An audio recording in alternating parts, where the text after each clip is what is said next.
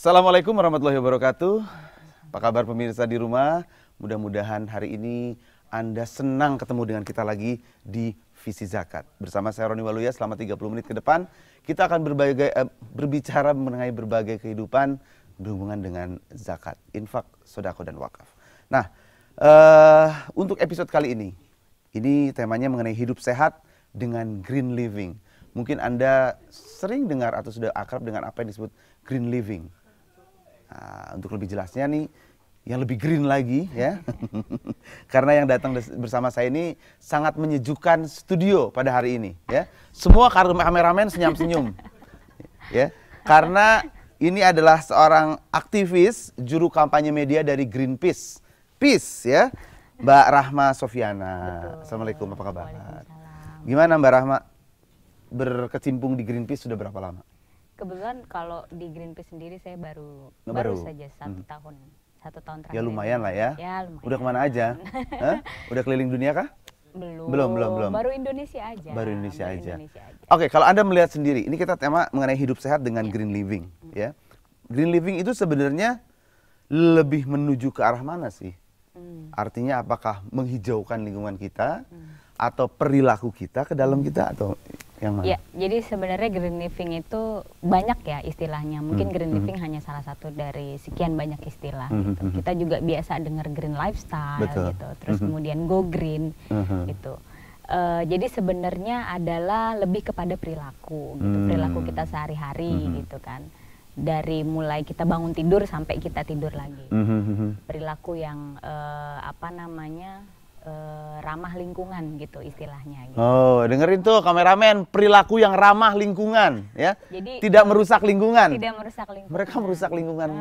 Ya. Jadi yang harus diberikan perilaku ramah tuh bukan hanya manusia wanita saja. Cantik, bukan hanya manusia saja gitu, tapi lingkungan juga harus. Tapi kalau wanita cantik memang harus diberikan perlakuan yang ramah memang ya. Betul. Seperti ada gitu kan. Nah, sekarang kalau misalnya kita hubungannya dengan kehidupan yang sehat.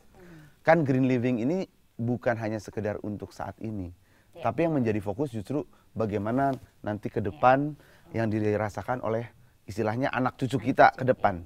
Nah ini bagaimana, yang dilakukan apa saja? Ya, jadi gini, sebenarnya banyak sekali green living ini yang bisa kita lakukan dan tidak sama sekali tidak sulit, gitu ya. Jadi misalnya kayak mulai kita dari bangun tidur, mandi, hematlah air, seperti itu. Jadi gimana cara berhematnya? Kalau biasa mandi pakai gayung, sekali mandi 30 gayung, gitu, jebur. Mendingan pakai apa sih lebih irit? Pakai shower. Shower lebih irit ya? Shower lebih irit. Padahal kalau pakai shower saya nggak pernah berhenti tuh, showernya nggak pernah dimatiin. Terus kalau sikat gigi, gitu ya. Nggak usah pakai air? Nggak, biasa airnya ngucur terus kita selama sikat gigi. Ke gelas? Matikan. Mungkin ke gelas lebih irit ya? Ke gelas, dan kerannya kita matikan. Itu ada teman saya tuh ya, dia saking hemat terhadap air, 3 hari sekali mandi. Iya. Itu dia green living juga seperti itu. Iya, tapi jangan begitu juga. Kan kalau green living kan sehat secara lingkungan dan sehat untuk kita juga. Oke. Berarti artinya memang dari perilaku kita dulu ya untuk kita sehari-hari aja. Kalau semua sudah melakukan itu?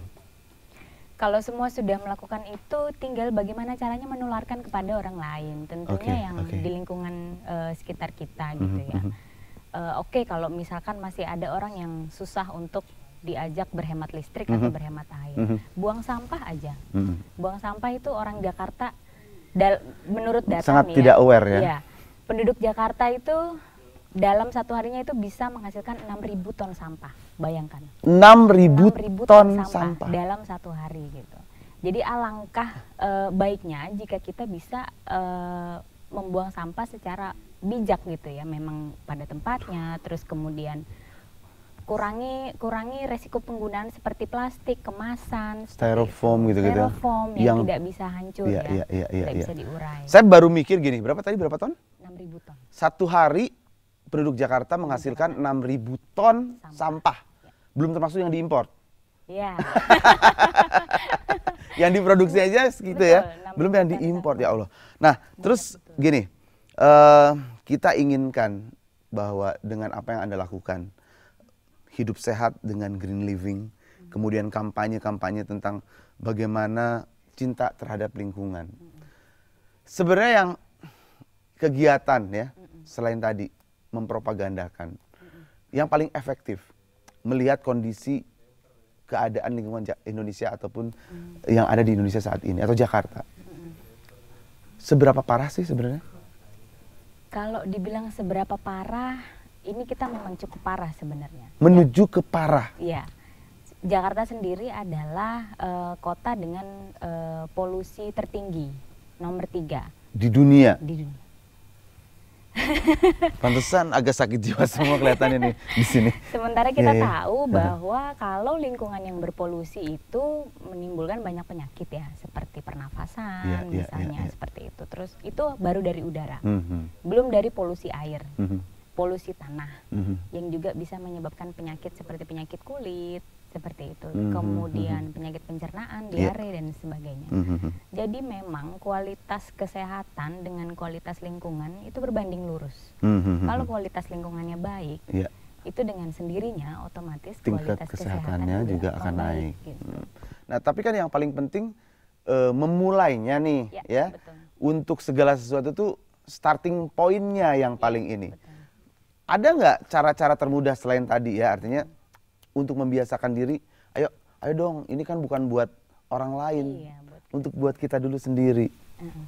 Gimana?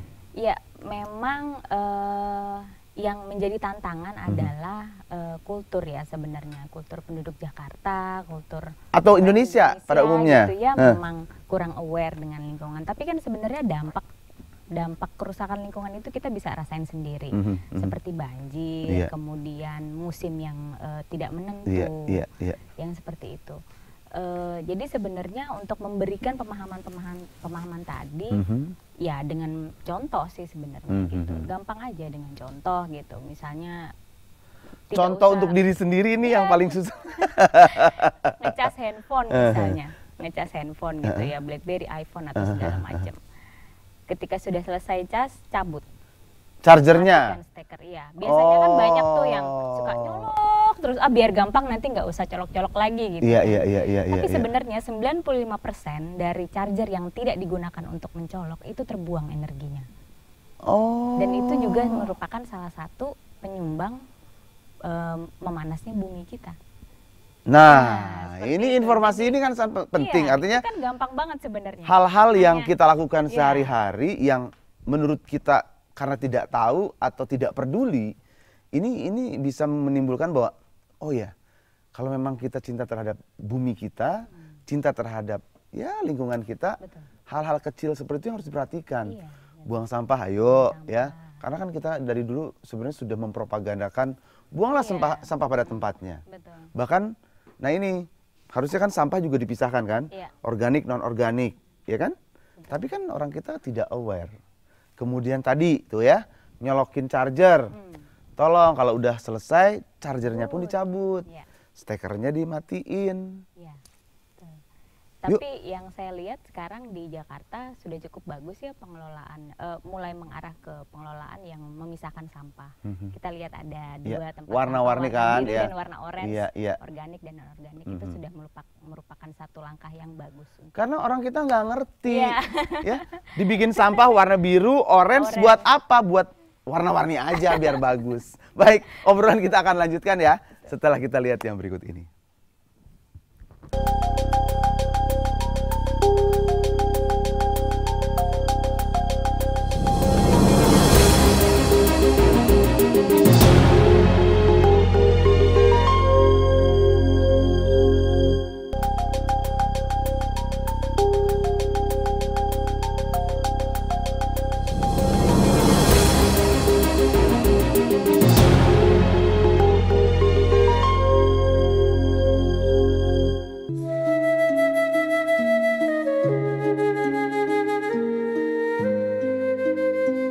Memiliki tubuh dan jiwa yang sehat merupakan keinginan dari setiap orang. Untuk memiliki hal tersebut, banyak faktor yang mempengaruhi, di antaranya kebersihan lingkungan di sekitar tempat tinggal kita. Banyak penyakit yang muncul seperti ispa, kolera, dan penyakit lainnya yang timbul akibat dari tidak bersihnya lingkungan di sekitar kita. Perlu dibangkitkan kesadaran di masyarakat kita untuk menjaga kebersihan di lingkungan sekitarnya. Namun upaya ini tentu tidak mudah untuk dilakukan. Perlu kerjasama dari banyak pihak untuk mencapai dan mendapatkan lingkungan yang sehat serta bersih. Salah satu komponen dari kelompok masyarakat yang ikut andil dalam gerakan ini adalah Non-Government Organization atau NGO. Ada NGO asing maupun lokal yang beraktivitas di Indonesia. Beberapa NGO turut serta untuk mengamanyakan gerakan sadar lingkungan, karena masih banyak masyarakat di antara kita yang belum paham akan manfaat kebersihan. Dalam kegiatannya, mereka terjun langsung ke masyarakat untuk menggerakkan secara langsung berbagai macam program lingkungan. Nah, dana zakat juga ikut mendukung program tentang kesehatan lingkungan yang dijalankan oleh berbagai macam NGO, karena manfaatnya sangat mendasar bagi manusia, yaitu kesehatan. Jadi, marilah berzakat untuk kesehatan dan kelestarian lingkungan kita.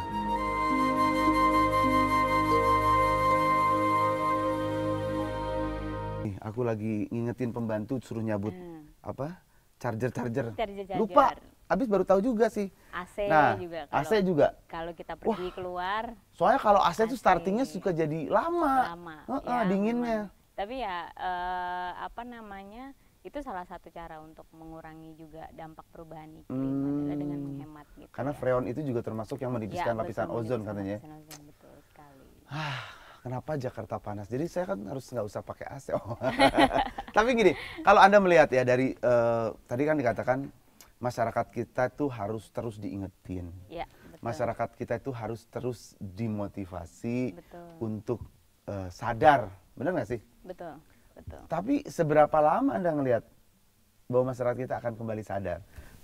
Ya, jadi kalau berbicara kesadaran memang kita sulit untuk mengukurnya ya, karena itu harus datang dari diri sendiri satu. Terus kemudian, tapi semenjak saya pikir 5 tahun terakhir ini ya, sejak ada istilah global warming dan climate change mulai diangkat sebagai isu publik gitu, jadi orang sekarang lebih aware justru.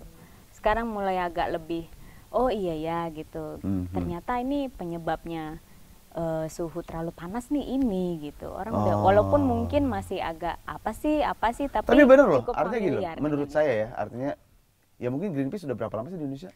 2006, baru 6 tahun lah ya istilahnya. Mungkin perlu sebuah propaganda ataupun edukasi lah ya terhadap masyarakat, apa sih yang global warming itu, apa yang menyebabkannya. Artinya dari tindakan kita sehari-hari bisa nggak sih menyebabkan global warming? Sangat. Dampaknya apa sih gitu untuk? Sangat. Nah ini kan artinya banyak yang perlu diketahui oleh masyarakat. Ya, betul. Jadi memang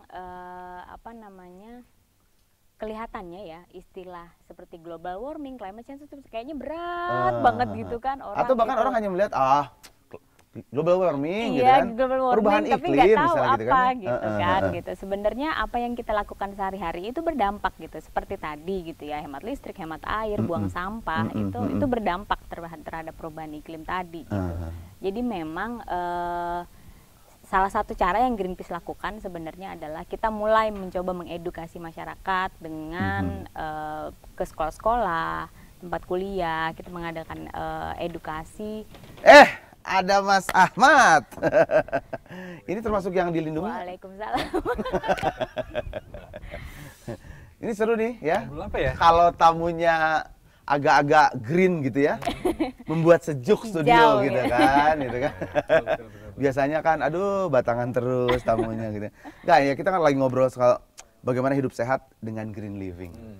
Nah, kalau Mas Ahmad sendiri ya melihat kondisi lingkungan atau masyarakat sekarang sebenarnya udah menuju ke sana atau nggak peduli sih masyarakat kita? Oh makin sekarang ini, karena memang kita ya bersyukur ya dibantu oleh banyak pihak ya yang kampanye termasuk Greenpeace, perusahaan-perusahaan juga makin menyadari, makanya iklan-iklan juga sudah mulai mengarahkan agar ini harus dihancurin, harus belanja nggak perlu pakai tas seperti ini.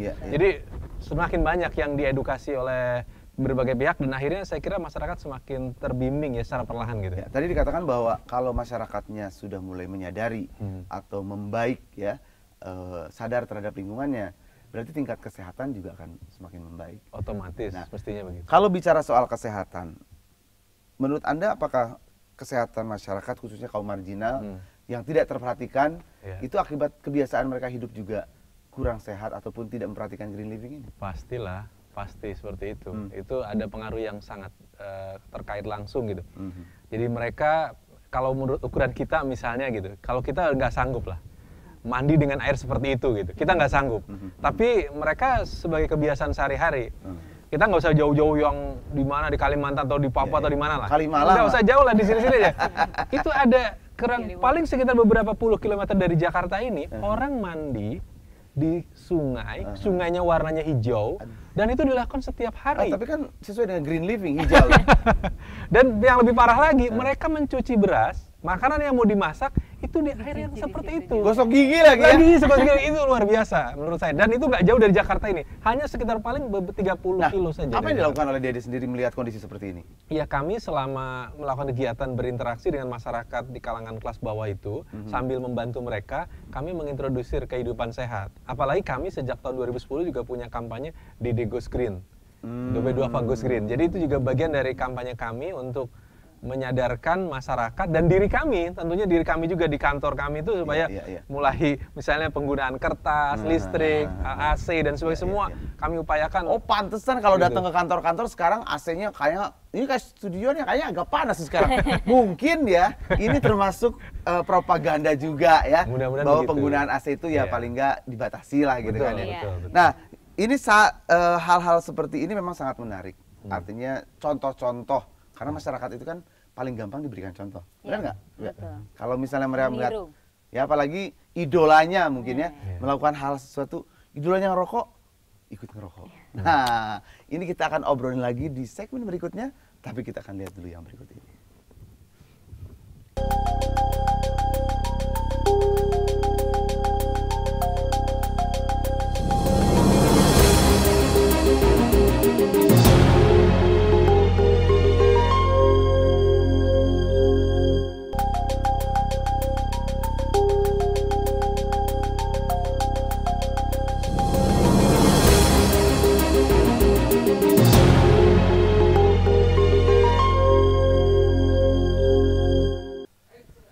Ya, baik, Anda masih bersama kami di Visi Zakat bersama Mbak Sofi. Sofi apa Rahma? Rahma Sofiana. Rahma Sofiana. Panggilannya apa? Ana biasanya. Ana, tuh ada yang nanya tadi. Panggilannya apa? Ya, bersama Ana dan Mas Ahmad dari Dompet Duafa. Dan kita masih bicarakan dengan hidup sehat dengan green living. Apakah Anda sudah memulai hidup sehat ini? Ayo dong, kapan? Kata Mbak Ana. Nah, Mbak Ana pengen tahu nih, ya. Kalau kita melihat kesadaran ya, masyarakat Indonesia tentang green living, kalau Anda lihat masyarakat awam sendiri, kan kita bicara soal masyarakat yang golongan yang tadi yang mandi di, apakah mereka sebenarnya tahu nggak sih sebenarnya air yang dipakai itu tidak layak untuk mereka jadikan tempat hidup? Mungkin tahu, tapi mungkin mereka tidak punya pilihan, gitu. Jadi ini sama halnya yang terjadi juga, sebut saja itu Ciliwung gitu ya, sama juga terjadi di daerah Citarum gitu. Sungai yang menjadi sumber penghidupan mereka gitu, itu tercemar limbah industri. Mungkin kalau Ciliwung masalahnya sampah, industri ya, beracun dong. Kalau Ciliwung masalahnya sampah gitu. Apa namanya? Maka dari itu kita tadi kan bilang, saya dari tadi sudah mulai mencoba menghimbau bahwa ayo jangan buang sampah. Gitu. Meskipun itu kali lebarnya selebar-lebar dan sepanjang-panjangnya gitu, tapi itu bukan untuk tempat membuang sampah gitu kan, seperti itu. Dan nggak akan cukup juga untuk 6.000 ton sampah itu 6.000 ton sampah itu setiap harinya begitu. Jadi memang ini yang harus mulai dibiasakan dari diri kita gitu. Masyarakat tadi mungkin sebenarnya itu tadi gitu, tidak punya pilihan ya Pak, kalau menurut saya pribadi gitu. Tapi memang perlu juga bahwa kami menyadari sebagai NGO lingkungan bahwa masyarakat tadi memang perlu diedukasi lebih lanjut gitu, bahwa apa namanya, sebenarnya sampah itu juga asalnya dari rumah tangganya mereka. Nah, gitu kan. Kalau dikatakan tadi bahwa mereka tidak ada pilihan, apakah Dompet Duafa memberikan sebuah pilihan untuk mereka? Iya, ada memang sebagian masyarakat kita yang mungkin tanda petik terpaksa menerima hidup seperti itu karena memang tidak alternatif. Misalnya waktu saya berdialog di salah satu wilayah yang seperti itu ya, ternyata katanya memang sulit sumber air bersih itu. Mereka sampai akhirnya didatangkan semacam truk-truk pengangkut air gitu, tangki air ya ke sana gitu. Cuma waktu saya tanya itu kan berarti sudah bisa dikirim air disuplai. Iya Pak, cuma datangnya kadang seminggu sekali, kadang 2 minggu sekali. Jadi akhirnya kami balik lagi ke sungai itu lagi. Tapi selain itu juga ada yang memang juga bandel karena budaya hidup mereka memang sedemikian. Itu pilihan hidup mereka artinya gitu ya. Ya nggak usah. Gini, Mas Roni, di sini di Sungai Ciliwung yang menuju Manggarai itu yang pengen, itu kan sudah ada tulisan tuh jangan buang sampah ke sungai ini. Tapi kan saya sering lewat situ kan menyaksikan bagaimana tetap aja ada warga yang tetap aja buang ke sungai lagi. Padahal yang kena dampak banjirnya mereka juga gitu. Nah, dan itu tulisannya besar-besar padahal lagi juga besar-besar gitu. Begitu mereka jadi korban banjir, mereka teriak-teriak, ini nih pemerintah gitu kan. Nah sebenarnya kalau melihat begitu, ya kita bukan berarti juga saling menyalahkan. Ya, yang paling penting adalah, ayo ngajak sama-sama kan. Nah Mbak Ana, agar nih ya kita ingin bumi kita, lingkungan kita menjadi sehat karena kita juga ingin hidup kita lebih sehat untuk kedepannya, jauh untuk anak cucu kita. Apa yang Mbak Ana ingin sarankan untuk mereka semua? Ya, jadi untuk masyarakat Jakarta, untuk Indonesia pada umumnya juga bahwa perilaku green living, perilaku green lifestyle itu bukanlah sesuatu hal yang sulit untuk dilakukan. Jadi mulailah dari diri kita sendiri, seperti tidak membuang sampah sembarangan. Atau mungkin karena orang Indonesia ataupun bangsa kita tuh lebih seneng mencoba dulu, artinya kalau udah kena tuh baru nggak nyesel juga, tetap aja gitu. Banjir aja deh salah satunya. Udah dapat dampaknya aja tetap aja gitu kan. Udah dapat siklus 5 tahunan, terus sekarang berubah lagi kan. Kadang kalau intensitasnya tinggi sudah sedikit banjir. Kalau udah banjir Jakarta macet ya kan. Itu udah kita rasain sendiri gitu kan. Enak juga tapi ya. Itu dari perilaku membuang sampah aja. Kalau dompet duafa sendiri dari kegiatannya, apakah ada juga semacam kegiatan-kegiatan yang terintegrasi dengan NGO lingkungan? Oh ya, pertama kami sendiri punya kegiatan melakukan kegiatan penanaman kembali melalui orang-orang yang kita anggap petani yang miskin. Mereka kita kasih bibit tanamannya, kemudian biaya perawatannya juga. Kemudian kita juga membuat program pengairan dari daerah yang kering itu, kita carikan sumber air, kemudian kita alirkan melalui pipa yang kita tarik ke daerah tersebut. Kemudian juga kita punya program tadi mengajarkan hidup sehat kepada masyarakat. Nah itu yang kita lakukan secara langsung pun cukup banyak, termasuk bagaimana melakukan penanganan masyarakat di sekitar hutan misalnya, itu yang kami lakukan supaya mereka meskipun bisa mendapatkan sumber ekonomi tapi tidak merusak hutannya. Itu yang kami juga lakukan. Nah khusus dengan kerjasama dengan beberapa lembaga lingkungan seperti Walhi, kita juga ada kerjasama untuk menopang program-program mereka gitu. Kedepan juga mungkin saya kira dengan banyak lembaga lagi kita bisa lakukan. Mungkin kalau saya usul ya di kota-kota besar kan sekarang lagi banyak ditanam pohon-pohon besar untuk penghijauan gitu kan. Kenapa sih nggak dipakai pohon-pohon yang lebih bermanfaat, misalnya pohon buah-buahan gitu? Jadi sebenarnya fungsi kenapa ditanamnya pohon besar itu adalah sebagai peneduh.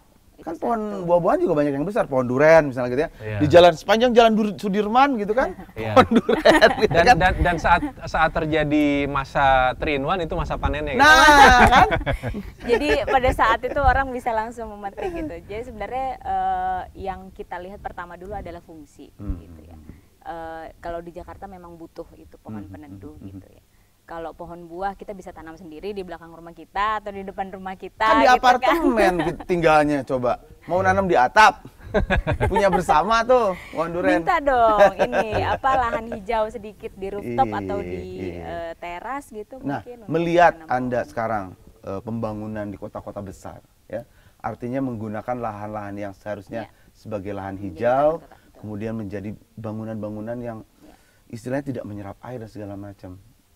Ya, ini juga yang kita sayangkan gitu ya, banyak sekali pembangunan-pembangunan yang harusnya itu menjadi ruang terbuka hijau di Jakarta gitu. Kenapa? Karena bangunan itu sendiri, misalnya satu mall itu ya, satu mall itu bisa menghilangkan kira-kira, ya betul, kira-kira sumber air bersih bagi satu kelurahan. Satu mall? Satu mall. Kalau ada 12 mall di Jakarta. Kalau ada 12 mall di Wah, Jakarta. lebih Pak. Udah gitu mallnya gede-gede lagi. Coba bayangin. Sekarang gitu. Mall tuh udah gede-gede, tetap penuh lagi. Penuh, parkir gitu. susah lagi coba. Ya itu, jadi ini juga yang kemudian menjadi concernnya Greenpeace untuk menyuarakan weekend tanpa ke mall, seperti itu. Saya setuju tuh, ya. Weekend tanpa ke mall, ngapain? Terutama di akhir bulan. Berkebun, gitu misalnya. Saya setuju tuh. Kayaknya masalah kantong, Pak. Weekend no mall. Weekend tanpa ke Biar mall. nggak belanja Misalnya- maksudnya. Misalnya ke perpustakaan, berkebun, Iya, nanam iya, iya, pohon. iya. Tapi ke puncak juga macet. Kan saya bilang nggak ke puncak. Berkebun, nanam pohon di rumah aja depan Mas Ahmad rumah terakhir, sendiri, gitu. Iya. artinya bagaimanapun juga kita menghimbau bahwa green living ini tujuannya adalah untuk kesehatan. Kesehatan. Hidup sehat. Iya. Nah, apa yang ingin dilakukan? Kalau kami memandang soal lingkungan bukan semata-mata sehat dalam arti pendek seperti itu. Oke. Kami concern dalam penanganan kemiskinan. Kalau itu kemudian lingkungan kita rusak, itu juga akan menciptakan kemiskinan di jangka Kemiskinan panjang. baru ya. Betul, betul. Jadi tugas kami ini mengingatkan masyarakat bahwa kita harus menciptakan lingkungan yang hijau ini karena kita sebenarnya juga menyiapkan agar generasi selanjutnya bangsa ini tidak lebih banyak lagi yang parah hidupnya, lebih miskin lagi karena sumber daya alamnya telah habis karena rusak oleh kita semua. Gitu yang saya kira kita ingatkan. Luar biasa. Lebih panjang lagi mikirnya. Iya. Bukan hanya sekedar sehat Bukan sekarang, sekedar sehat. tapi sehat dari sekarang menuju sejahtera yang di masa yang akan datang. Mbak Ana, terima kasih Sama-sama, sudah hadir Mas di Visi Roni. dan Zakat. Visi Zakat ya, Mas Ahmad juga terima kasih. Sama-sama. Dan yang pasti tetap kita ingin menghimbau Anda untuk terus paling tidak mulai dari diri sendiri.